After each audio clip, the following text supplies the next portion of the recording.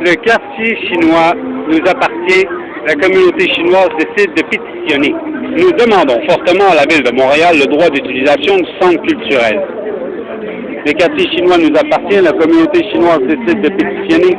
Nous demandons fortement à la Ville de Montréal le droit d'utilisation de notre centre culturel.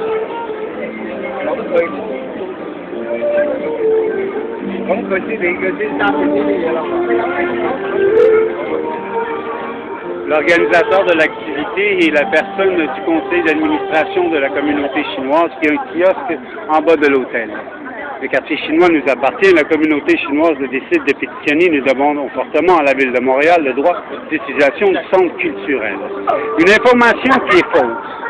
Dans les faits, le centre culturel, le 1088 rue Clark, un immeuble qui est financé par le gouvernement fédéral et la Ville de Montréal.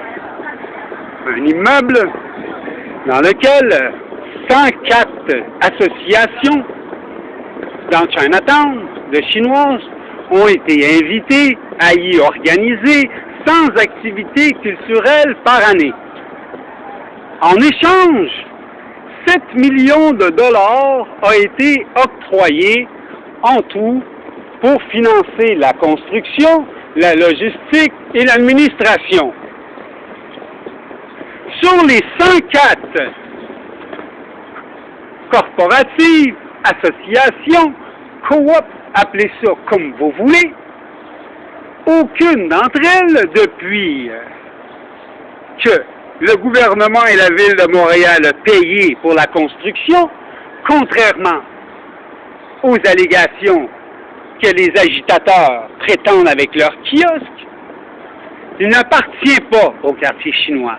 Il appartient au gouvernement et à la Ville de Montréal. Et la corporative, l'administrateur, la coop qui l'administre, elle, par contre, est responsable d'y organiser 100 activités culturelles par année. Maintenant, ça doit être à but non lucratif. Il n'y en a pas un maudit des 104 associations qui ont réussi à le faire.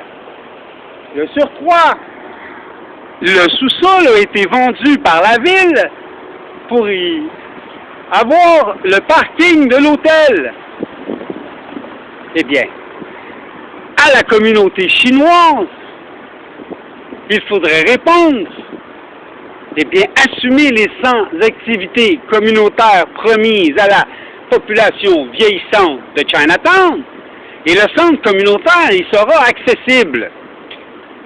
Il faut comprendre que le représentant Joey Warnett, syndicat des faillites et la Ville de Montréal et le gouvernement ont des problèmes.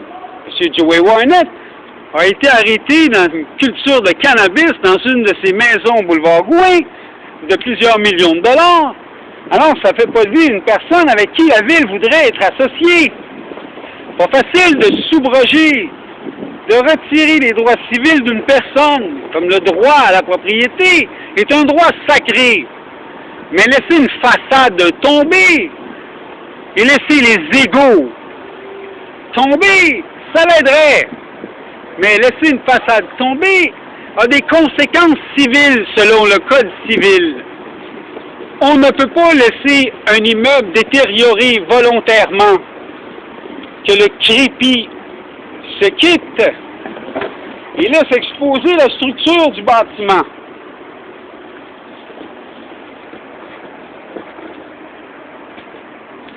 La dépréciation de la façade est 100% due à la communauté chinoise, tout comme tous les autres immeubles de Chinatown, comme il n'y a aucun permis qui n'a été émis depuis la construction de Chinatown. Parce que personne ne fait la maintenance et la réparation d'aucun de leurs immeubles, qui sont sur des systèmes d'urgence et qui tiennent partout par des fils.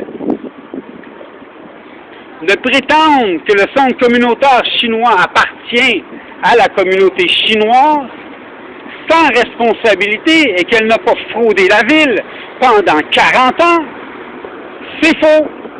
Tout comme le 1001 Saint-Dominique, la résidence de 82 personnes âgées de 4,5 qui est supposé dans une convention coop écrite par Drapeau et M.